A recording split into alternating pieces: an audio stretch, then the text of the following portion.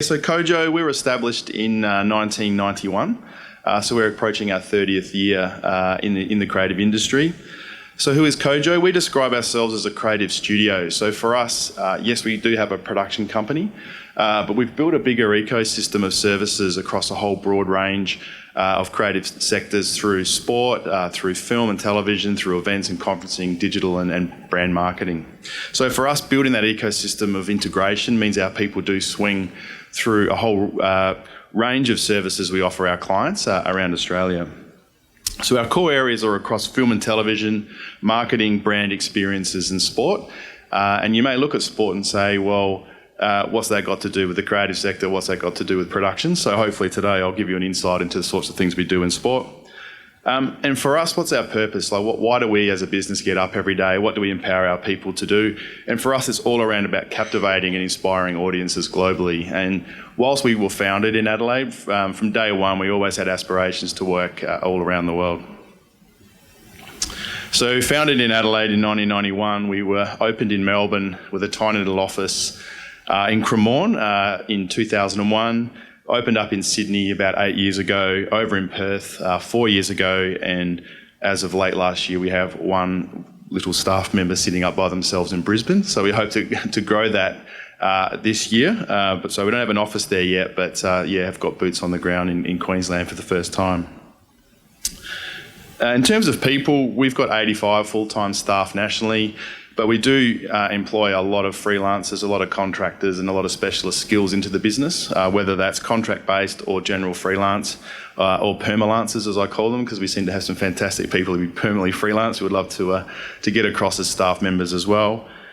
We also have a really broad range of skills. So we have technicians, we have accountants, finance planners, producers, writers, directors, designers.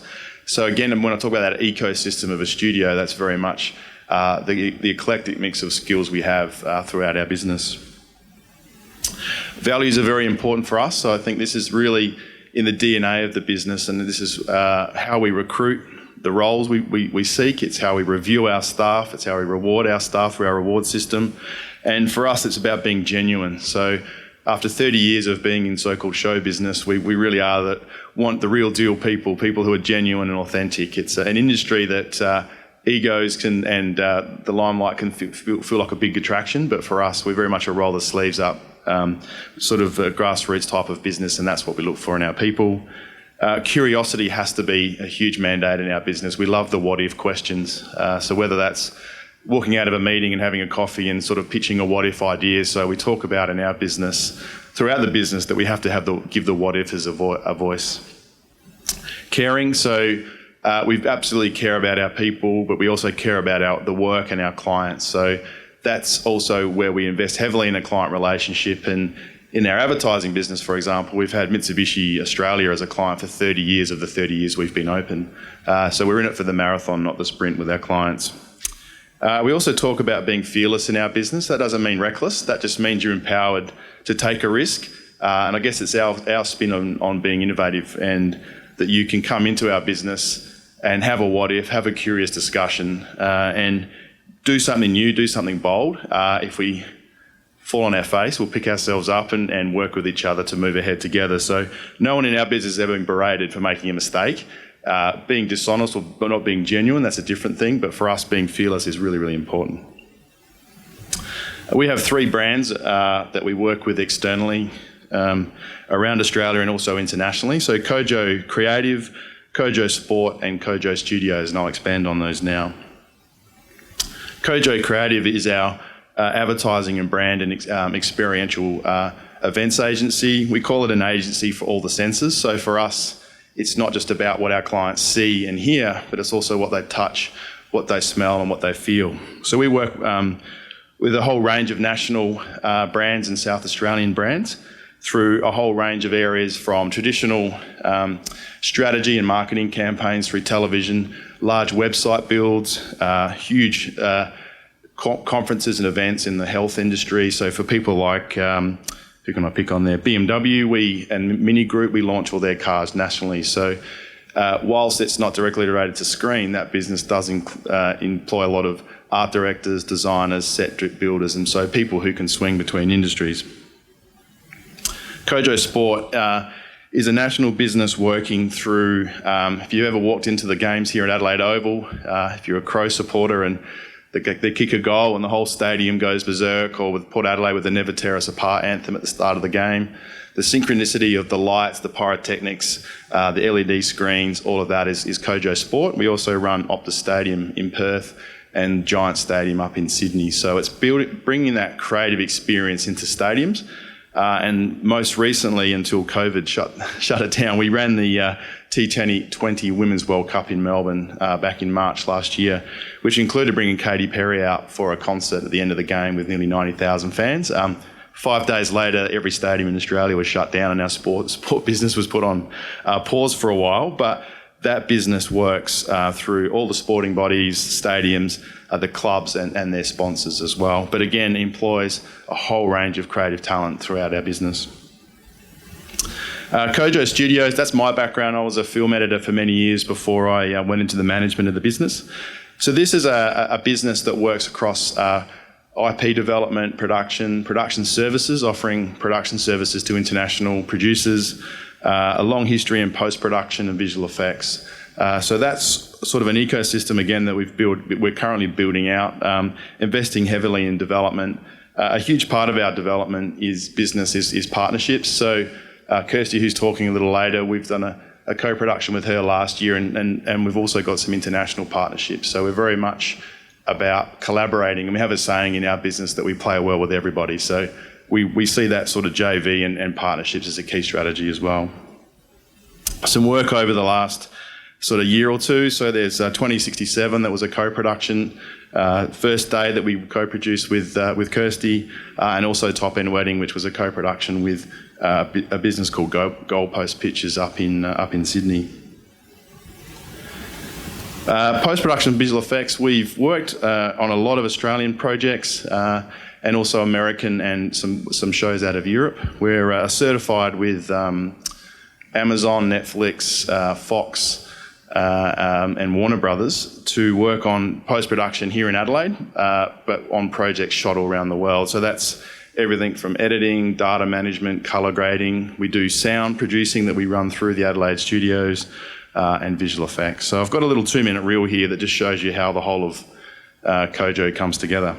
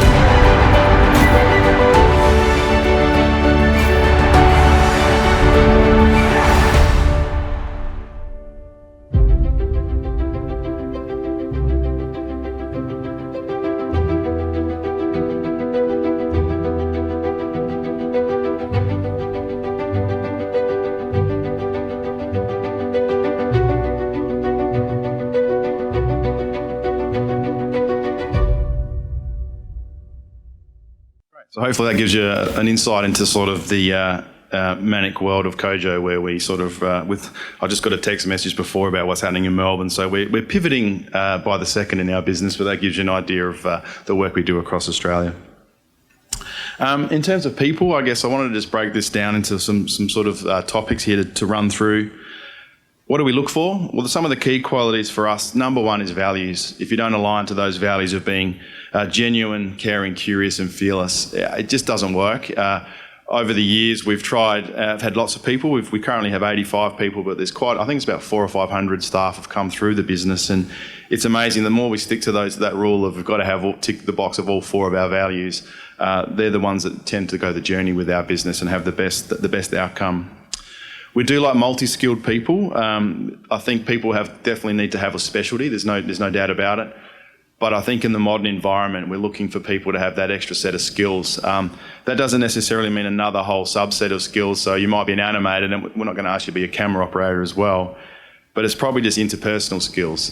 People who can add value to the team or to the projects and offer that extra level of skills. It can be something as random as we've had a fantastic cinematographer in our business for many years. We only found out after a few years they were a classically trained pianist who ended up scoring their own music tracks, and we're like, we outsourced that. Where the hell did that come from? So multi-skilled is very important. Problem solving in the creative sector is definitely very critical, and you need that ability to jump hurdles. So you're going to get lots and lots of hurdles. You might have the best piece of creative you've ever thought of, and someone else just doesn't like it, or they don't like pink, they want it to be blue. Compromise, problem solving, jumping hurdles, just keep moving is an environment we have in our business. We want people to be an awesome colleague. That doesn't mean you have to be everybody's best friend, but I think it's that mantra of making everyone around you better and raising the tide of the business. Strategic thinking, and that's really important across not only creative, but technical and production. So it's not being linear in all of your thought process. It's maybe thinking, say for example, in our advertising business, you may have a fantastic piece of creative and you want to convince the client to do it. They've said no. So it's a case of being really strategic of how you can lead a team to the destination that we really believe is the best outcome. I've got a huge saying around just say yes. I'll talk about it a bit later, but I'm a high school. I got through high school, but I'm a uni dropout, so I always just jump in and have a go. I think that's that feeling of being fearless in our business, and constantly being out of our comfort zone is where all the best work happens. Also, we have a saying around our business around defend the absent, and that's really a mindset of stuff goes wrong. Stuff goes wrong every day, and you can pitch on a big job or present and we all crash and burn, it didn't go well. And there can be a mindset to start blaming and pointing fingers when we're under pressure and a bit tired. So in our business, it's really pushed down that if we think something went wrong, someone let the team down. If they're not here, we're going to defend them until they can come back in the room and we can sort it out. So it's about having those honest and open conversations. It's not about tough conversations. It's just about having the honesty to talk about the tough topics. Skills and experience. Well, there's really broad types of skills and experiences that we're looking for. As I said before, in our business, we have everyone from a chief financial officer through to business analysts, to data analysts, through to designers, animators. So there's really in the creative sector Beth talked about it before, but there's such a huge ecosystem of skills that are required and different experiences, and everything from really advanced degrees and pathways through tertiary education. But there's also people who are like me who literally walked out of university and just went, can I have a job? So whether it's high school, tertiary, industry or self-employed experience, we do have that representation in our business. Referrals are very important. We get a lot of people ringing us saying, hey, I know you're not looking at the moment, but you really got to talk to person X. They're doing amazing things. They may not get an opportunity straight away, but we do genuinely keep a database. We do genuinely listen to what's happening in the industry. And students, I talk a lot about, I didn't know what my personal brand was when I came out of high school. And that's not being corporate, that's just like, I would go to a networking event and I would stand in the corner and talk to my friends all night. defeats the purpose completely of going to a networking event. So it was about sort of acknowledging over the years that I needed to build up my own brand. That's me on day one at Kojo.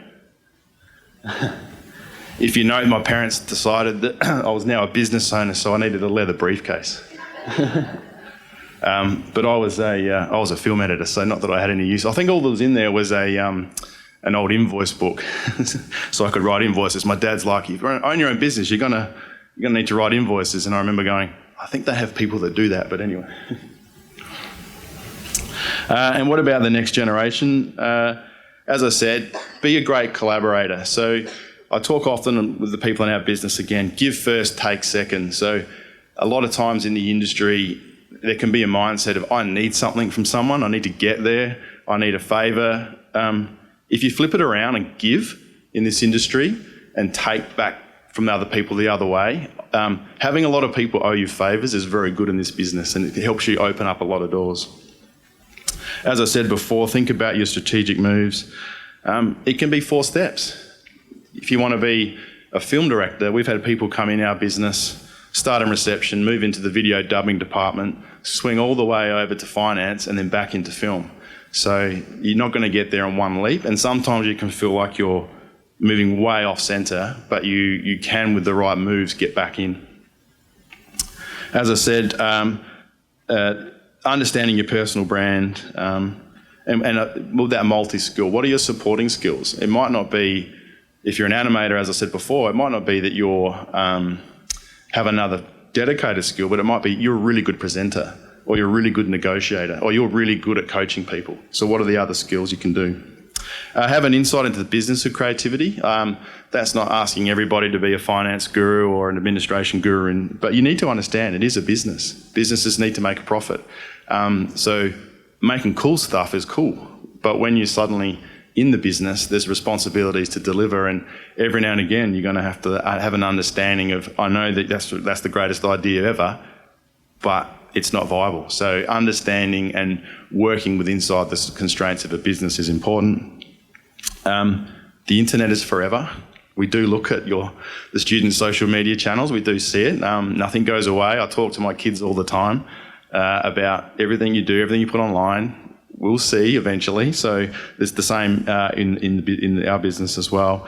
And as I said, the last thing for me is always just that mantra of defend the absent. So there's sort of, I guess, some tips for the next gen that are coming through that a business like Kojo looks for. That's all from me. So thank you.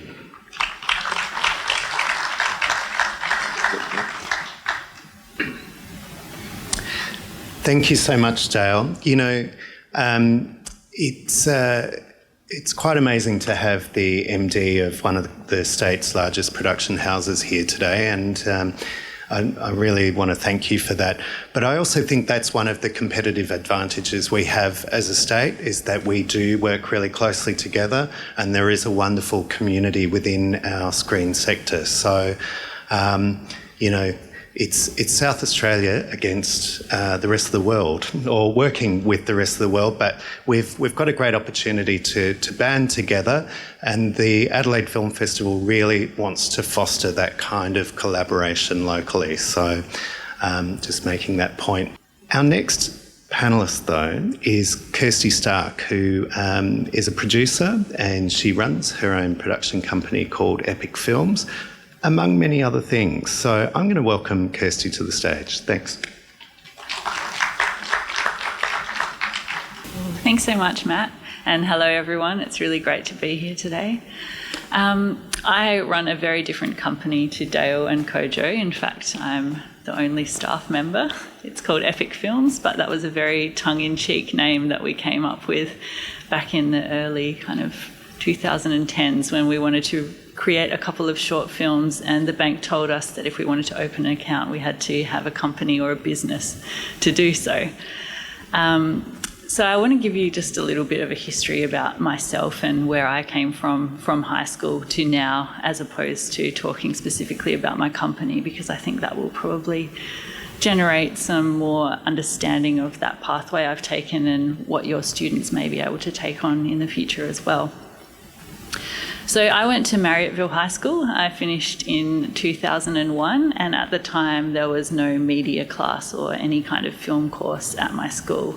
So my way of making films was my family had a home video camera and it was on tape, and I didn't have any editing software or any way of putting it into a computer. So we used to make films with my cousins and my friends. We would shoot every single scene chronologically and edit in camera, basically, shot by shot. And from there, I went on and spent a year overseas after finishing school. I lived in Colorado for a year, and I was lucky enough to volunteer at the Aspen Film Festival and Aspen Short Film Festival, which are two really prestigious international film festivals, as you can imagine, Aspen being kind of the snow playground of some of the stars overseas. So I was able to kind of participate in their young filmmaker programs while I was volunteering, and got to meet, filmmakers from Japan and Belgium and all over the world. And that kind of really opened up for me the idea that this was possible as a career. So those 2 weeks had a really big impact on my life. And when I came back, I studied at Flinders University and did their Bachelor of Creative Arts in Screen Production. Now, on the first week of the course, my lecturer actually came up to me and said, one of the honours films needs a producer. You've been very organised, and I noticed you're the only person who's started their kind of in-class production journal, so I think you'd be a great producer. Why don't you, take this on, because you're very organised? And I went, oh, okay. So I produced this honours film, and producing on a uni level is basically filling out other people's paperwork for them so that they can go and have fun and make the actual creative decisions. And so I left that experience going, oh, I'm never producing again, and found my way into camera department and trained as a cinematographer. And one of my first jobs actually was working on a freelance ad for Kojo through a recommendation that I had from volunteering on another short film. So, you kind of get to know people and hopefully make a good impression and start to make your way into the industry, maybe one day at a time on a commercial, and everything builds from there through the relationships that you make. My first job on a feature film, because I really wanted to work in the drama scripted side of the industry, was on a film called Beautiful Kate, which was Rachel Ward and Brian Brown, that was shot here in South Australia several years ago. And I got that job. I saw in the advertiser that the film was coming to town, and so I started asking around and going, how can I get a job on this film set? Because my goal was to finally get a paid job on a feature film. So I sent an email to the production company. I Googled and found their name online and didn't get a response. And then I found the assistant's email, so I sent her an email and again didn't get a response. And then I spoke to someone who I knew through working on the TV commercials and some of the smaller jobs, and said, how do you actually get a job in this industry? And they said, well, the production manager is the one that does the hiring. So I sent an email to the production manager. And looking at it from the flip side now, I understand how busy a production office is when they're in the middle of pre-production and they've got those hundreds of jobs to organise and all of the people to kind of fit together into pieces. Not only that, but the budgets and the schedules and all of the logistics that goes along with the production. So again, no response, but I was starting to get a bit disappointed by this stage. And then I thought, I'm going to give this one more shot, and I sent an email to the cinematographer, who's kind of the head of the department that I wanted to be in. Less than 5 minutes later, I got an email back, and it said, I was forwarded your emails from the producer and the production manager and the producer's assistant. And I was going, oh no, I've ruined my chance of ever working in this industry. But he said, you're very persistent. You remind me of myself when I was your age. Would you like to catch up for a coffee? And he was actually the one who went into bat for me and backed me to work as a video split operator on Beautiful Kate. So it was a $6 million production. We spent a month out in the Flinders Ranges, staying in accommodation up there and creating these beautiful shots. And I was just thrilled to have this opportunity. So sometimes a little bit of persistence can really go a long way, even if you get a bit embarrassed at the time when you think you might have ruined your career. While one thing that I think is a good value to have and that I learnt on that set is that it's your job to always be adding value to other people. The focus puller and the clapper loader, who were the two people above me in that department, the other camera assistants, had come from working on huge jobs internationally. They'd worked on things like the James Bond films and things like that. So to learn from people of that calibre and their experience, what they taught me was more than just the technical skills, like how to load, you know, a can of film into the magazine, because we were still shooting on film back in those days. But they taught me things like, if you've got nothing to do, go and sweep the camera truck, or no one will ever be waiting for the camera department on this film. We need to be, you know, there 5 minutes before everyone else. And just those kind of valuable life lessons really made an impact. And it was also about being part of a collaborative team where, even though I was the lowest rung in the camera department, everyone was there for the good of the production and trying to make the best product possible. And that same cinematographer who gave me the job in the first place, at one point there was a discrepancy that I could see on set, having read the scripts and seeing what was coming up. I thought, I don't think that makes sense. I think there's going to be a continuity problem down the track. And I didn't want to say anything because it was young, it was my first job. But I thought, okay, I'll go through the proper channels. I won't say anything to the director, but I might just mention it to the other camera assistant and go, hey, look, I saw this thing. I just wanted to mention it in case you think it's worth mentioning. And then it kind of went up the chain, and they made that change on set thanks to the thing that I had noticed. And 10 years later, I saw that cinematographer and he said, I always knew that you would go somewhere in this industry, A, because of the fact that you were persistent in looking for a job, but B, because you were observant enough and cared enough about the product that you weren't too scared to say something that would make the overall film better in the long run. So that was something that I've kind of taken through to this day. And even now, no matter how difficult something is or how many logistics it's going to change or how hard it's going to be, at the end of the day, that final product up on screen is all an audience is going to look at. And they don't get to sit after the credits roll and hear all of your excuses as to why that wasn't working on that day or why this decision didn't work out. So I always try to fight as much as I can for that final outcome on screen and what's going to be up there at the end of the day. So as I said, our company started when we wanted to shoot some short films. So at the same time, I was working on these big productions here in South Australia, like Snowtown, Oranges and Sunshine, Beautiful Kate, and learning from all of these amazing assistants and people I was working with. My friends and I that I'd studied with at uni really wanted to develop our own creative projects at the same time. So another camera assistant and I actually put together something that we called the Epic Film Fund. We put in $2,000 each of our own money, which we planned to put towards the processing costs of film, because we wanted to shoot something on film and no one would let us at the time because digital is obviously a lot cheaper. We actually told all of our friends that we had private investment for our production company that didn't yet exist, and encouraged everyone to send in their scripts. And we chose the two best scripts that our friends had written and put in our own money and ended up making these two short films. So, you know, you really just have to kind of pull out all the stops and find ways to create alongside working on other people's projects. And that led to a whole shift in my own personal career. We went from shooting those two short films, which pulled together our own money, as well as things like raffles, quiz nights, all sorts of things that we did to raise our own money and make them happen.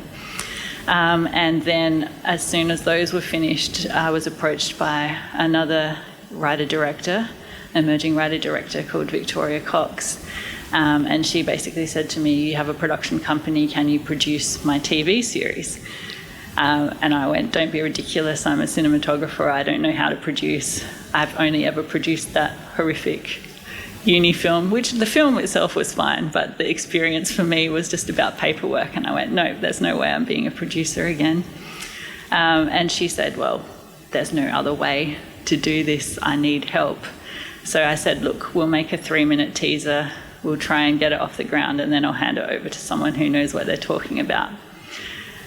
So we made a 3-minute teaser for a crazy little show called Wastelander Panda, which is about the last remaining panda in a post-apocalyptic wasteland.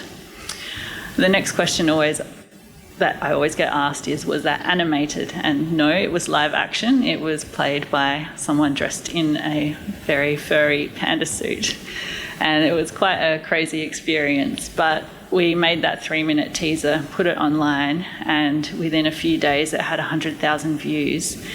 And from there we managed to find lots of other small stepping stones to turn it into an ABC iView series. So in the process of that, I became a producer, took over the production company, incorporated it so that it was a real company and not just a partnership, and we've kind of never looked back from there.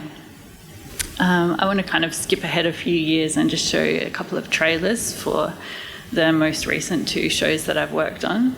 One is First Day, which popped up. We did as a partnership with Kojo and Dale's company last year. And that's one of the advantages of being the only person in my company, is that I can kind of stay nimble, keep the overheads low, work on projects that really matter to me, but then partner up when the big shows come up and I need the additional support. And we'll go from having just me to having hundreds of people on a set sometimes within a few weeks once a show actually gets financed and off the ground. And the other one is called Stateless, which I worked on as a co-producer in partnership with, well, not in partnership, it was a Matchbox Pictures production that I was lucky enough to work on when they came here to South Australia. Do you know what transgender means? Are you okay? Here she is, ladies and gentlemen, Hannah Bradford. Is she starting a new school? First day of high school. Now, we'll enrol you under your legal name, Thomas, but any non-legal documents will use the name Hannah. What if they can tell? If they find out? Having fun? Hannah? I think they know. I just want to be treated like everyone else. This is who I am. First Day starts March 30 on ABC Me. What is it that you want?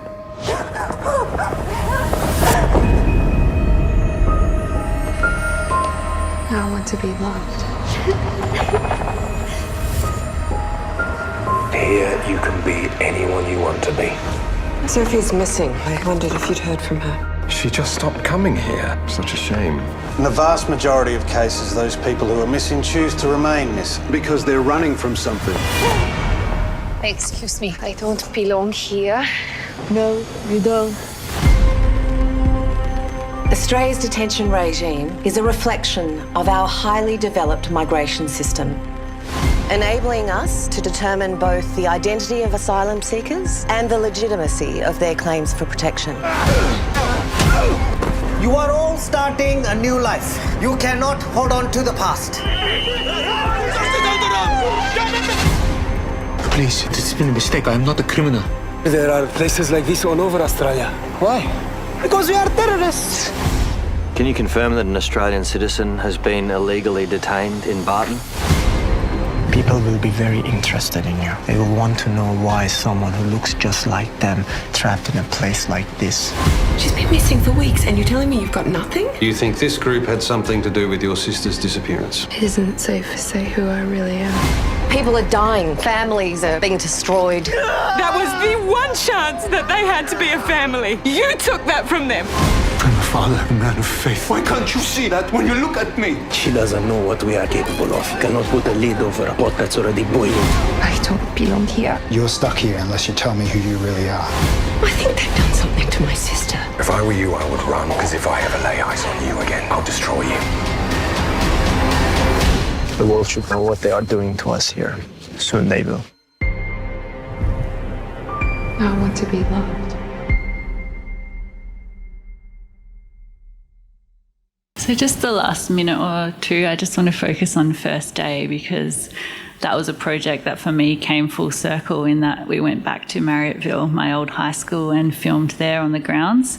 And it was a really amazing opportunity, and we had such fantastic support from the school. And part of that was that we were able to involve their media and drama students as part of the production. So we had a lot of Marriotteville students come in during their school holidays to be extras in the background of shots and observe the filmmaking process. And we also were able to involve students in each department as interns on the show. So it was amazing for them to have the opportunity to kind of shadow our core creatives during those weeks on set. And that show recently has won a couple of big international awards, which we're really proud of, including just yesterday morning we won the Kids Screen Award for Best Live Action Film, beating out The Babysitter's Club on Netflix, which was massive for us, and we just couldn't believe it when the news came through. So we're very proud of that one. I'll save the rest for questions later, but thank you so much for listening to a bit of our story.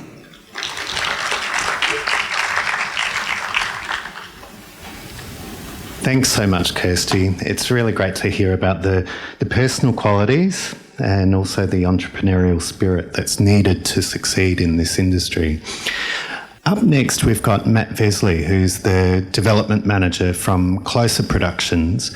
And then following that, we'll have a question and answer session. And we're going to keep it brief to stick to our timeline. So welcome, Matt. Thanks.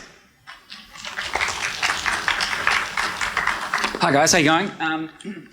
As Matt said, my name's Matt Vesley. I'm a writer and director here in South Australia, but I also work for a production company called Closer Productions as their development manager.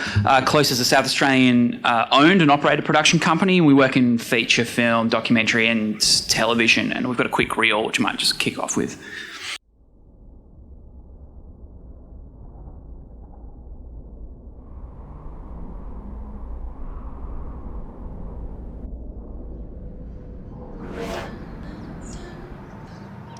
Can't stay here forever.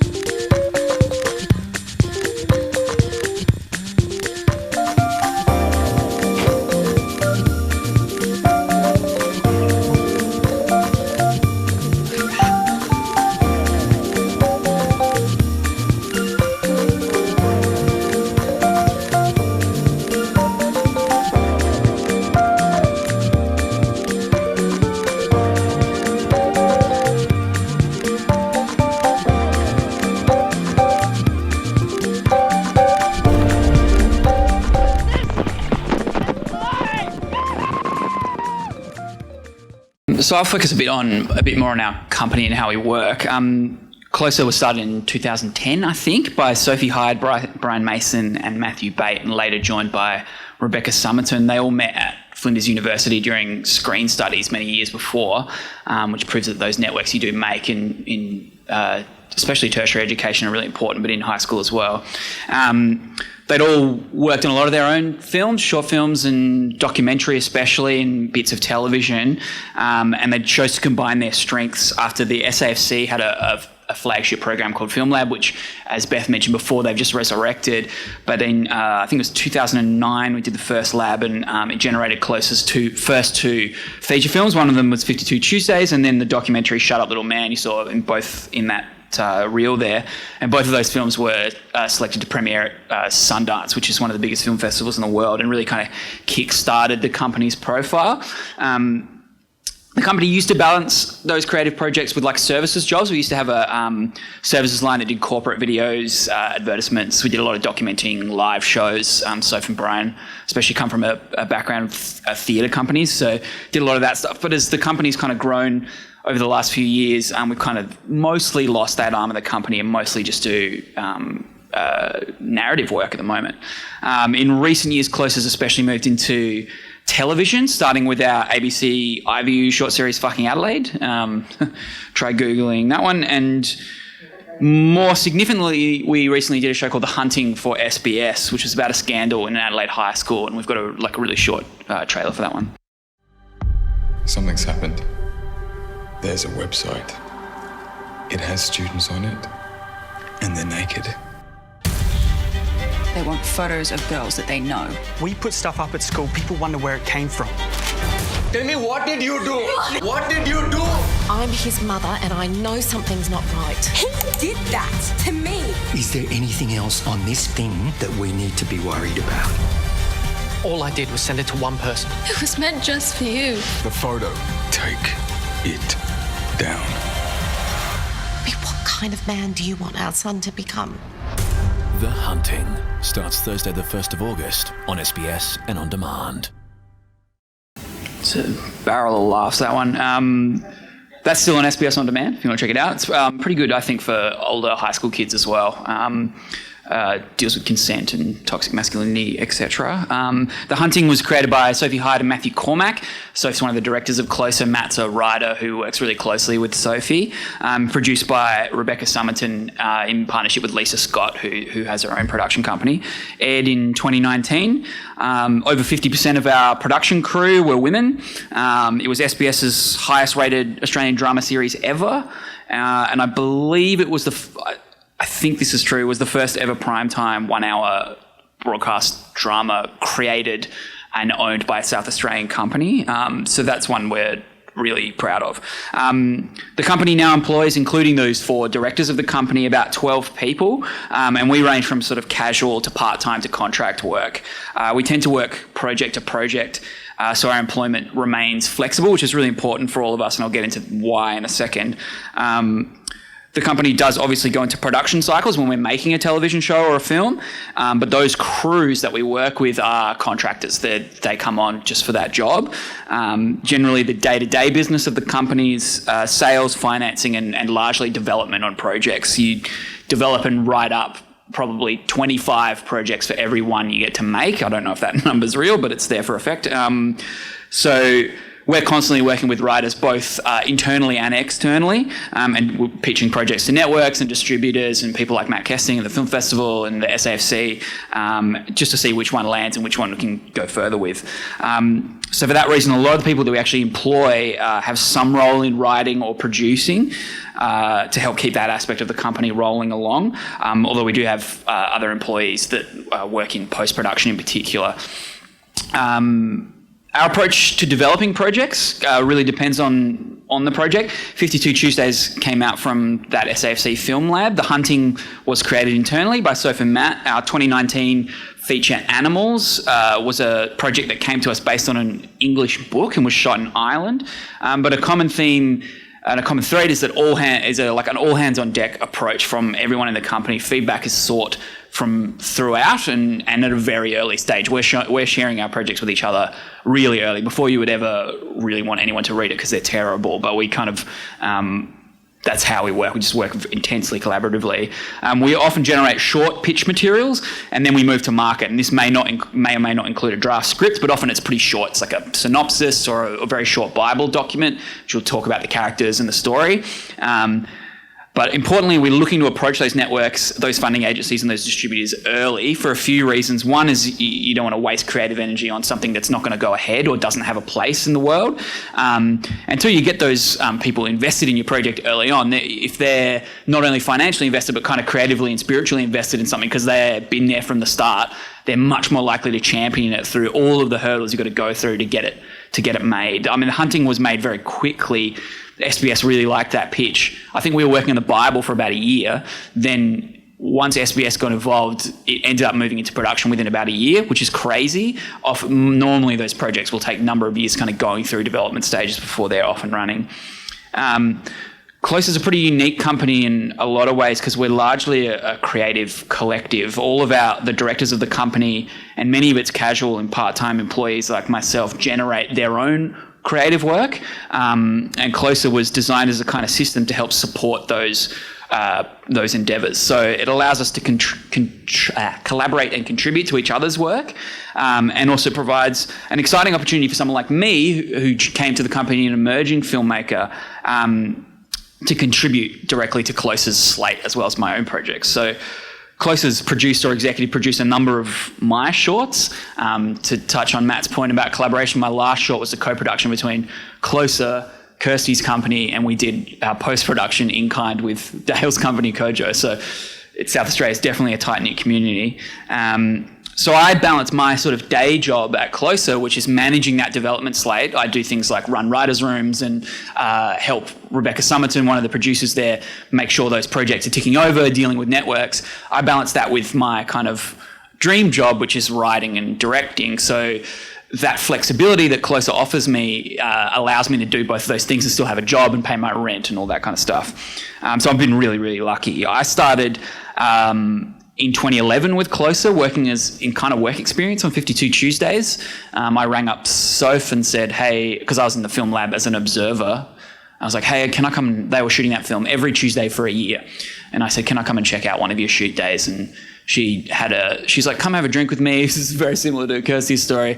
And that was 10 years ago and I've never left. So that's it. These things are sort of providence in a way. We have two young filmmakers with us now. We've got a producer called Sarah Wormold who works as Rebecca's assistant, and then we've got a director, Tamara Hardman, who works as Sophie Hyde's assistant, mostly across Soph's director slate. So these are really exciting positions to have, right, for people coming out of, especially tertiary education, but, you know, thinking of high school kids and where they might want to go. They're now working in this high-functioning production company. Someone like Sarah interned with us and was immediately thrust onto the hunting and is right next to Rebecca when she's negotiating with networks, when she's delivering the show. You know, it's a massive learning experience for her, and we're really, really lucky. Now, the unfortunate thing I got to tell you is that largely those opportunities came from existing networks. I met Matt Bate, one of the directors of the company, when I was 12 years old. I was the child actor in his films, and Soph and Brian all worked on those films. And so then 10 years later, I was like, hey guys, remember me? I'm an adult now and I want to make films. Sarah was an intern, as I said. She applied for an internship. Tamara was a camera assistant on fucking Adelaide. Raynor Petker, who works as an editor and animator at the company, was a work experience kid in high school. So these things happen. But in terms of pathways for students, it can be difficult to find those really limited, exciting opportunities, particularly when they're not advertised. We don't really advertise those positions. Sometimes internships. I think we advertised the one that Sarah got, but generally we don't. So my strongest advice is for them to keep developing their creative voice if they want to be a writer or director or a cinematographer or any of those creative jobs. So keep developing that voice, keep making their own work while they can, while also being active members of their local industry. So as Kirsty was talking about, crewing on projects, attending those networking events that Beth was talking about, introducing themselves to local production companies, pestering them like Kirsty did. They're all important for opening up the doorways to be able to see those pathways, those opportunities when they come up. At Closer, we work really intimately and collaboratively, so we're always looking to work with people who are really rigorous and hold their creative work to a high standard, and who, importantly, and this is probably the important skill for young people, who are really open to feedback and collaboration. Even like there are very few auteurs in the world who like call all of the shots on their projects, and even as we move towards a more voice-driven television industry where we really like to find individual voices to tell their stories, people like Phoebe Waller-Bridge who did Fleabag, you know, we love those stories, but she would have worked very collaboratively with her producers, with her networks, and we work really tightly as a team. So being able to take feedback, not take that personally, give feedback and iterate on your projects is a quality that we hold in really high regard.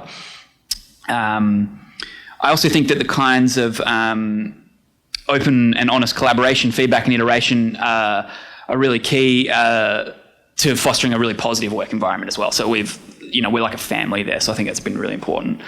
We also, of course, value things like professionalism, reliability and those kinds of things, but more than anything, we value that commitment to working as part of a team. And I think the people that have come into the company and have stayed with us, that have gone from project to project, what happened to me is because I threw myself into that collaboration. And so when 52 Tuesdays ended, I was like, okay, see ya. And they're like, nah, come in, we'll work something out. And that was 10 years ago. We do strongly believe in mentorship and providing opportunities to new creatives. Soph and Rebecca both mentored me over the years and produced my shorts. I try to pay that forward. I've been mentoring students, mostly Flinders uni students over the last few years. With the sporadic nature of production, it can be pretty hard for us to take on work experience because we kind of don't know when we're going to be up and have something that the office is not particularly exciting on a day-to-day basis. But we do try to find those times. So we encourage young people to kind of reach out to us and kind of drive those opportunities themselves, because often we're just busy and all over the place. We do work with external creatives as well, and that was the case for our latest show with the ABC. That opportunity came to Closer via the ABC. A writer from Sydney called Julie DeFina and the actor Eric Thompson, who you might know from Pack to the Rafters, had pitched a show that was then called Yes Chef, and they wanted to shoot it in Adelaide. Eric lives here, so the match was made with us, and we then developed the show up, and that became the new comedy series Aftertaste, which has just started screening on ABC, and we've got a short trailer for that one too. Chef, you've had a brutal couple of weeks. I wouldn't call it brutal. Give that to the hag on 9. The hag on 9 says hello, and she would like to return her over-salty quenelle back to 1991. Was it a farm to table thing you were going for? No, it was farm to table to cancel. Returning home has actually been on the cards for a while. I wanted to get back to my roots. Hi. Shut the fuck up. If I'm in the wrong place, I'm Diana, your niece, dude. You know I'm actually in the biz too. Yeah, I have a stall where I sell my desserts. I'm a goddamn artist. Oh, I tasted your moonshine cake. Is nobody in this place just a little bit happy to see me? Hello, Dad. You know, old white guys don't get too many second chances these days. This is your whole career, the bullying. Does that look like a quenelle to you, does it? Abuse. An idea how much they want this, you stupid! Sexism. It's fat girls playing their wacky, zany, funny card. Generally just being a dick. You aren't better than me, you're a bird! Find a new narrative or something, because people are over the angry white guy shtick. Don't ever let anybody tell you what to do with your life. You're more than just some baker. So I would be your partner? Or apprentice. Partner. Great. We open in a month. We open in a month. 1, 2, 3, turn around. Don't you want to? You should come to London. You could be bigger than Nigella. We are a fine dining restaurant. I don't think you can change. I'm trying to say sorry. Oh. Are you a moron? Yes. You are the famous angry chef man. Oh, do it now. Walk right through that door.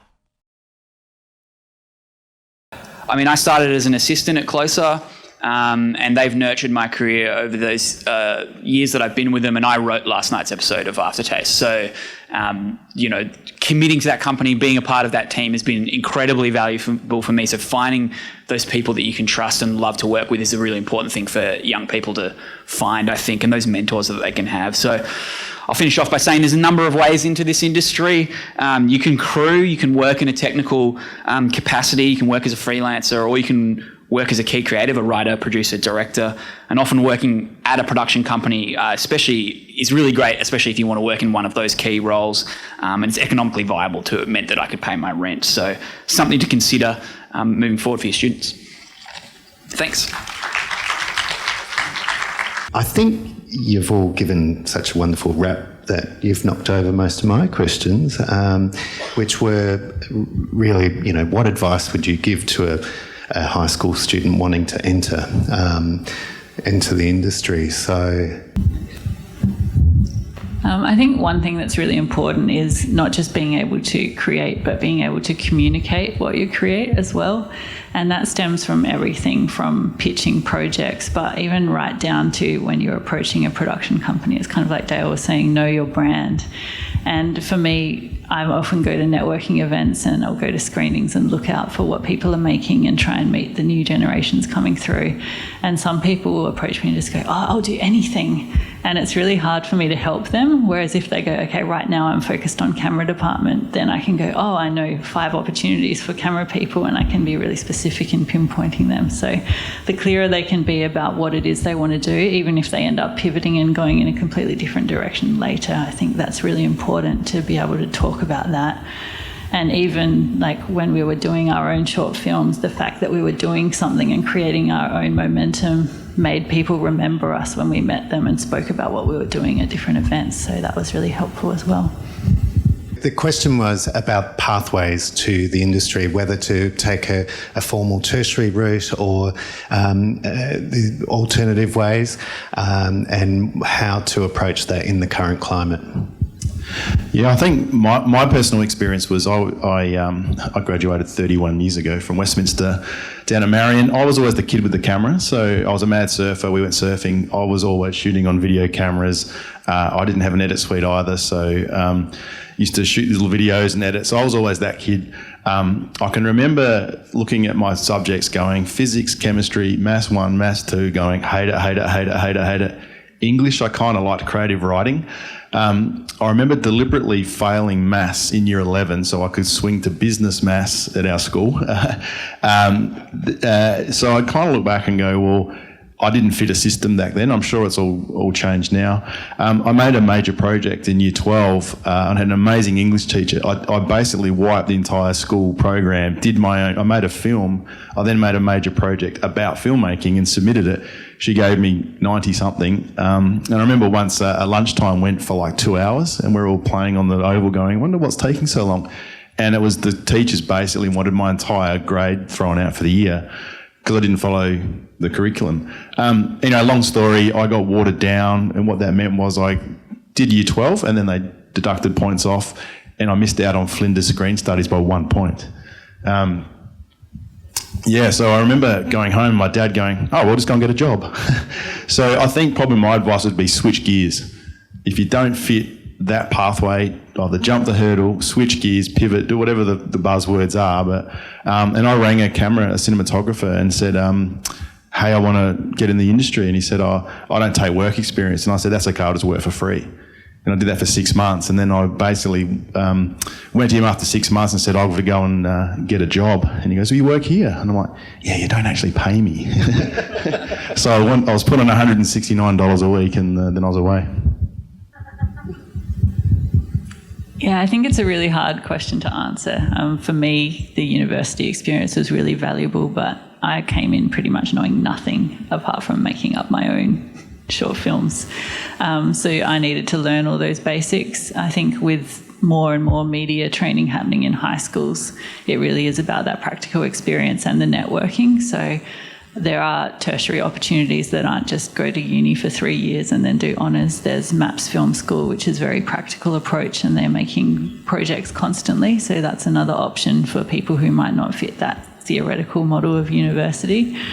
It really depends. But just to kind of opportunities plug, my personal website, kirstystark.com, has a resources section on it which kind of maps out the South Australian film landscape. So if you want to go and have a look there, there's kind of ways into the industry for students, because I had a lot of help and mentoring coming through and wanted to give that back. So you can have a look at that, and that might help create a broader picture of what's available rather than just university as well. Yeah, I didn't talk much about my path. I talked mostly about the company, but I was making films in high school. We had a Final Cut Pro suite. I was really lucky, and mini DV cameras, and that's how I kind of started. The reality is that no one's checking your university degree if you're getting a job on a film. No one's looking for that kind of qualification. But the networks that you have, those teams that you build, are the most invaluable thing, and they're really, a lot of them come from university, and just finding your place and I found it a really important introduction to the South Australian industry. I went to uni with Kirsty. I still work with Kirsty. The closer guys all went to university together and studied screen. So it can just be a good structure, I think, within to continue that creative journey that you go on. So there is value outside of the degree, I think, in doing that. And if you want to go onto a more high-profile film school like VCA or an AFTRS, they tend to be post-grad, so they tend to want you to have done an undergraduate degree before doing that. Yeah. Question was, do you have any advice for young actors wanting to enter the industry? Maybe Matt?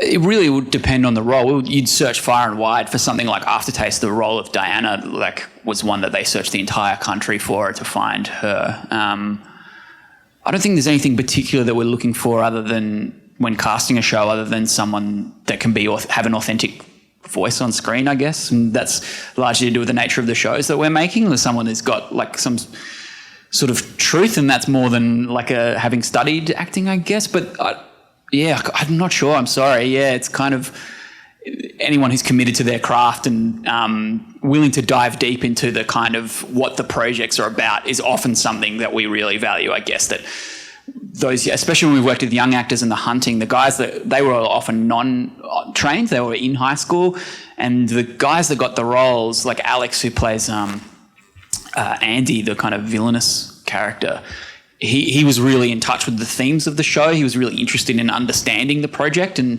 that was something that certainly our directors, because the directors are casting the show, really valued. Yeah. And I think from a practical perspective, there's kind of two ways into casting. There's the casting agents who we work with, but then there's the casting agencies who represent actors. So both strands of those often have acting, workshops or get to know you sessions or classes, and they're a way to kind of get your face in front of the people who do end up doing those castings or working with the directors and producers. So, if you can go along and learn from them and they can teach you the process, that's always helpful. And we'll go through Heesum Casting to do most of our casting. They're based here at Adelaide Studios as well, but then they work with AAA casting and SA casting and all of the casting agents that actually represent the actors. So perhaps one more question and then we'll I'm so gracious of you. One question from Matt. He was talking about Final Cut Pro, and is there any advantages for editing software for obviously training up on? We've got one machine that is Final Cut Pro. The question was about editing software. Well, I'm an avid guy through and through. I was a film editor before I went into management. Our business, all of our long form is cut on Avid, and that's probably one thing in training that I've found quite shocking over the years. The cost of entry years ago was really high. Avid was horrendously expensive, so when the other software came out, lots of students pivoted to that. Look, we use Premiere, we've used all the different sorts of software, but if it's a big show, every frame counts. I mean, the thing when you've got to imagine shooting, say, Mortal Kombat came through our place a few months ago. I think we were generating 9 terabytes of data a day for 4 or 5 months. So for us, Avid, particularly, there's a distinct lack of, I think, of assistant editors and picture editors in this state. I think it's an area we have to invest really heavily in. I think visual effects we've pretty much got covered, but I think in post supervisors, editors, anyone who can come out of that Avid knowledge in our business, it's a really big gap that we want to fill for sure. Yeah, we cut our shows on the Hunting and Aftertaste were both on Premiere. Final Cut Pro is not worth worrying. I would think you would agree to how that one's long dead. Yeah. If you want to watch The Hunting, that's still available on SBS On Demand. It's a 4x1 hour mini-series. And Aftertaste is on at 9 o'clock on Wednesdays with 2 episodes in. They're both on iView, but they're sort of releasing them week to week, so check them out. Yeah, Stateless and First Day are both still on ABC iView if you want to catch up. Thanks. On our production side, we're in heavy development. We do have a show called Gold Diggers that we're currently working with an international partner in the US. In post, Mortal Kombat, we played a role on that in post-production and a small role on visual effects. We're doing post on a new film called You Won't Be Alone, and the new series Mavericks, which is shooting up in Alice Springs, coming through our facility in a couple of months as well. Thank you. Please thank our panel, Dale Roberts, Kirsty Stark and Matt Vesley.